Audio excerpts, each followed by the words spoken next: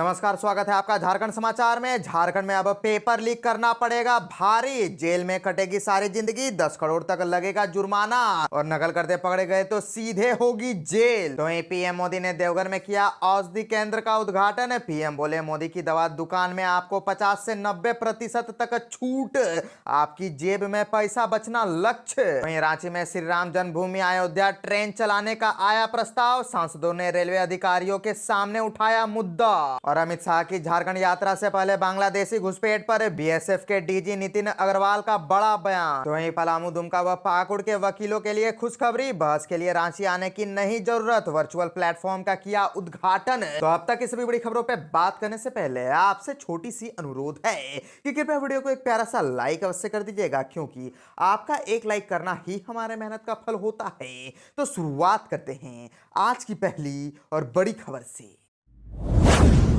इस वक्त की बड़ी खबर झारखंड से आ रही है, जहां झारखंड में पेपर लीक करना अब पड़ेगा भारी, जेल में कटेगी सारी जिंदगी, 10 करोड़ तक लगेगा जुर्माना और नकल करने पर सीधा होगी जेल। दरअसल झारखंड में प्रतियोगी परीक्षाओं में पेपर लीक और नकल रोकने के लिए सख्त कानून लागू करने का रास्ता साफ हो गया है। राज्यपाल सीपी राधाकृष्णन ने विधानसभा से बीते अगस्त महीने में पारित विधेयक को मंजूरी दे दी है। राज्य सरकार द्वारा अधिसूचना जारी होते ही यह कानून का रूप ले लेगा। इस कानून में प्रतियोगी परीक्षाओं में पेपर लीक करने पर कम से कम 10 साल और अधिकतम आजीवन कारावास की सजा से लेकर 10 करोड़ रुपए तक का जुर्माना लगाने जैसे सख्त प्रावधान है। इस कानून का नाम झारखंड प्रतियोगी परीक्षा अधिनियम 2023 होगा। इसमें प्रावधान किया गया है कि प्रतियोगी परीक्षा में कोई अभ्यर्थी पहली बार नकल करते हुए पकड़ा जाता है तो उसे 1 वर्ष की जेल होगी और 5 लाख रुपए तक का जुर्माना लगेगा। और आपको बताते चले कि दूसरी बार पकड़े जाने पर 3 साल की सजा एवं 10 लाख जुर्माना का प्रावधान है। न्यायालय द्वारा सजा होने पर संबंधित अभ्यर्थी 10 वर्षों तक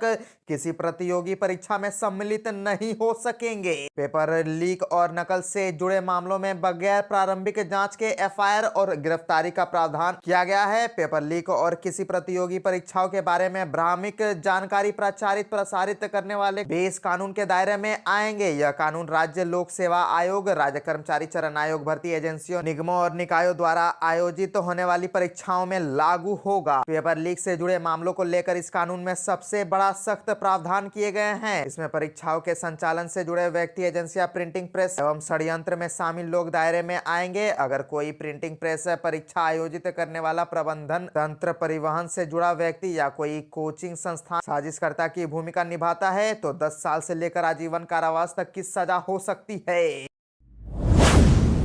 पीएम नरेंद्र मोदी ने देवघर में किया औषधि केंद्र का उद्घाटन। पीएम बोले मोदी की दवा दुकान में आपको 50 से 90% तक छूट, आपकी जेब में पैसा बचना लक्ष्य। दरअसल प्रधानमंत्री नरेंद्र मोदी ने देवघर एम्स में जन औषधि केंद्र का ऑनलाइन उद्घाटन किया। प्रधानमंत्री ने कहा कि मुझे खुशी है कि बाबा की भूमि में मुझे उद्घाटन करने का अवसर मिला, अब गाँव के लोगों को सस्ती दवा मिलेगी। प्रधानमंत्री ने कहा कि मेरी इच्छा यही है कि आपके पैसे बचने चाहिए, आपको बीमारी से भी बचाना और आपके जेब में भी पैसे बचाना। इसका मतलब है कि मोदी की दवाई की दुकान यहाँ 2000 से अधिक दवाइयाँ, 50 से 90% दवाओं में डिस्काउंट मिलेगा। मैंने ऐसी 25,000 जन औषधि केंद्र खोलना है। पीएम जन औषधि केंद्र का उद्घाटन। औषधि केंद्र में सरकारी जेनेरिक दवाइयों के साथ साथ कुल 1600 दवाइयाँ उपलब्ध होगी। करीब 900 सर्जिकल आइटम भी यहाँ उपलब्ध होंगे। एम्स परिसर में अमृत फार्मेसी के पास ही पीएम जन औषधि केंद्र है। प्रधानमंत्री नरेंद्र मोदी द्वारा वीडियो कॉन्फ्रेंसिंग के जरिए देश के 10,000वें पीएम जन औषधि केंद्र का उद्घाटन हुआ। समारोह में गोड्डा सांसद डॉक्टर निशिकांत दुबे देवघर एम्स में उपस्थित रहे। सीईओ रवि ने देवघर एम्स के निदेशक को पीएमबीआई के नोडल ऑफिसर के साथ कोऑर्डिनेशन कर उद्घाटन समारोह की थी। एम्स में पीएम जन औषधि केंद्र खुल जाने से मरीजों को अमृत फार्मेसी में लंबी लाइन लगाकर दवा लेने से राहत मिलेगी तथा औषधि केंद्र में सस्ती दर पर सभी दवाइयां उपलब्ध होंगी। इमरजेंसी सेवा चालू होने के बाद यहां 24 घंटे यह सुविधा मिलेगी। प्रधानमंत्री जन औषधि केंद्र में 50 से 90% तक मरीजों को डिस्काउंट में दवाइयां मिलेंगी। केंद्रीय गृह मंत्री अमित शाह पहुंचे झारखंड। रांची एयरपोर्ट पर भाजपा नेताओं ने किया स्वागत। हजारीबाग हुए रवाना। बीएसएफ के स्थापना दिवस में होंगे शामिल। दरअसल केंद्रीय गृह मंत्री अमित शाह रांची के बिरसा मुंडा एयरपोर्ट पर पहुंचे। यहां भाजपा के प्रदेश अध्यक्ष बाबूलाल मरांडी, केंद्रीय मंत्री अर्जुन मुंडा, राज्यसभा सदस्य दीपक प्रकाश, आदित्य साहू, नेता प्रतिपक्ष अमर बावरी, रांची के सांसद संजय सेठ संग कई नेताओं ने उनका जोरदार स्वागत किया। रांची एयरपोर्ट से ही वे हेलीकॉप्टर से हजारीबाग के मेरू कैंप के लिए रवाना हो गए। केंद्रीय गृह मंत्री के रांची पहुंचने को लेकर एयरपोर्ट में सुरक्षा के पुख्ता इंतजाम किए गए थे। एयरपोर्ट के चप्पे चप्पे पर सुरक्षा बल और जिला पुलिस के जवान तैनात थे। गृह मंत्री के आगमन के दौरान बिरसा मुंडा एयरपोर्ट के लिए फिलहाल विजिटिंग पास को कुछ देर के लिए बंद कर दिया गया था। और आपको बताते चले कि बिरसा मुंडा एयरपोर्ट से वे हजारीबाग के लिए रवाना हुए। आज बीएसएफ का स्थापना दिवस है। यहाँ वे राइजिंग डे परेड में शिरकत करेंगे। निर्धारित कार्यक्रम को लेकर रांची एयरपोर्ट से लेकर हजारीबाग तक सुरक्षा का पुख्ता इंतजाम किए गए हैं। अभी तक की जानकारी के अनुसार स्थापना दिवस कार्यक्रम के बाद वे बीएसएफ के अधिकारियों के साथ मीटिंग करेंगे।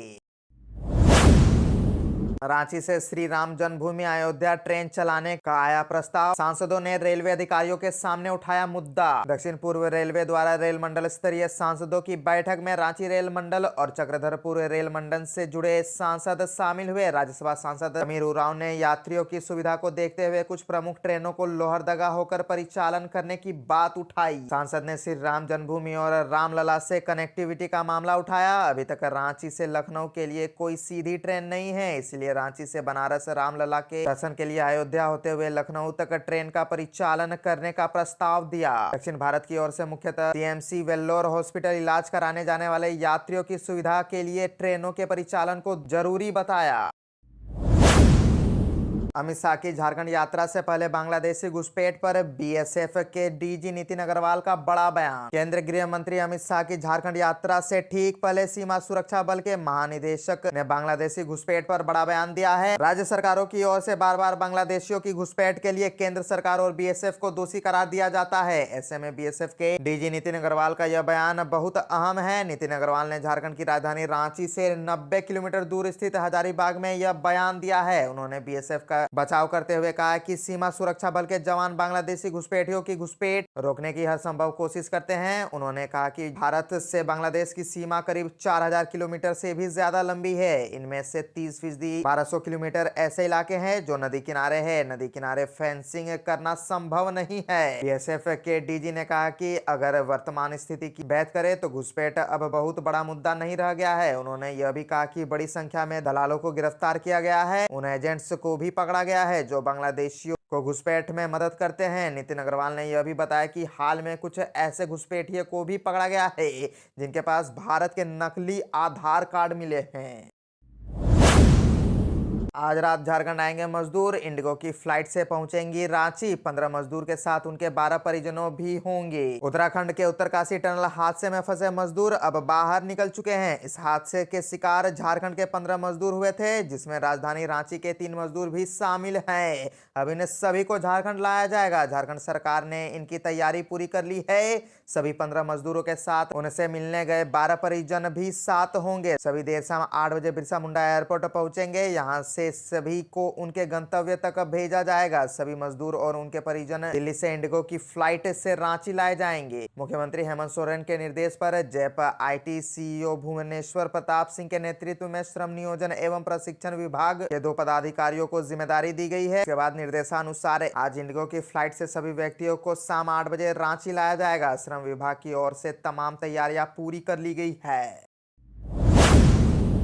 हेमंत सोरेन का बड़ा बयान सामने आया। उन्होंने कहा कि इस बार पलामू प्रमंडल की सभी सीटें जीतनी है। तैयारी में जुटे कार्यकर्ता। दरअसल मुख्यमंत्री हेमंत सोरेन पलामू पहुंचे। चियाई हवाई अड्डा पर उन्हें गार्ड ऑफ ऑनर दिया गया। मुख्यमंत्री को परिसदन भवन में डीसी शशि रंजन, एसपी रेशमा रमेशन ने स्वागत किया। परिसदन के बाद मुख्यमंत्री हेमंत सोरेन दीनदयाल उपाध्याय नगर भवन पहुंचे, जहाँ 4 जिलों पलामू, गढ़वा, लातेहार और चतरा के जेएमएम कार्यकर्ताओं के साथ बैठक की। बैठक में सीएम हेमंत सोरेन ने आगामी लोकसभा लोकसभा चुनाव पर जोर दिया। हेमंत सोरेन ने पलामू प्रमंडल में पार्टी की मजबूती पर कार्यकर्ताओं से चर्चा की। कहा कि पलामू प्रमंडल की सभी सीटें इस बार जीतनी है, इसकी तैयारी में अभी से कार्यकर्ता लग जाएं। सभी कार्यकर्ता सरकार की उपलब्धियों को गांव-गांव में जाकर गिनाएं, लोगों को सरकार की योजनाओं का लाभ दिलाएं और पार्टी से जोड़े। उन्होंने कहा कि भाजपा की केंद्र सरकार द्वारा रोज कोई ना कोई षड्यंत्र रचकर सरकार गिराने का प्रयास किया जा रहा है, लेकिन डरने की कोई बात नहीं है, हम लोग मजबूती के साथ खड़ा रहेंगे। उन्होंने कहा कि केंद्र के बड़े बड़े दिग्गज लोग झारखंड पहुंच रहे हैं, हम लोगों को सतर्क रहने की जरूरत है। सब चतुर लोग हैं, सभी कार्यकर्ता ईमानदारी से पार्टी हित में कार्य करें। पलामू, दुमका व पाकुड़ के वकीलों के लिए खुशखबरी, बहस के लिए रांची आने की नहीं जरूरत, वर्चुअल प्लेटफॉर्म का किया उद्घाटन। दरअसल पलामू, दुमका और पाकुड़ के वकीलों को बहस करने के लिए अब हाई कोर्ट आने की जरूरत नहीं होगी। इन जिलों के वकील वहीं से ही हाई कोर्ट में अपना पक्ष रख सकेंगे। हाई कोर्ट के चीफ जस्टिस संजय कुमार मिश्र ने इन 3 जिलों के लिए वर्चुअल प्लेटफॉर्म का ऑनलाइन उद्घाटन किया। इस दौरान हाईकोर्ट के सभी जज, महाधिवक्ता राजीव रंजन सहित अन्य लोग मौजूद थे। हाईकोर्ट की कंप्यूटर एवं डिजिटलाइजेशन कमेटी के 3 जिलों से हाई कोर्ट में सुनवाई के लिए जिला न्यायालयों में पहले से स्थापित ई सेवा केंद्र को वर्चुअल सुनवाई में इस्तेमाल करने का निर्णय लिया है। हालांकि सेवा केंद्रों से नए मामलों की ई कठिनाइयों जैसे स्टाम्प रिपोर्टिंग और त्रुटि निवारण आदि के कारण स्थगित रखा गया है।